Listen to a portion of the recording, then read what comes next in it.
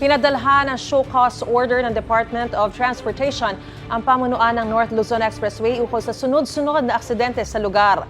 Binigyan ng 3 araw ang NLEX Corporation para magpaliwanag kung bakit hindi dapat suspendihin o baguhin ng DOTR ang concession agreement nila. Sa inilabas na pahayag, sinabi ng NLEX na nakikipag-ugnayan sila sa DOTR Toll Regulatory Board at PNP para sa malalimang pag-iimbestiga sa pagsabit ng truck sa tulay. Magbibigay rin daw sila ng tulong sa apektadong pamilya.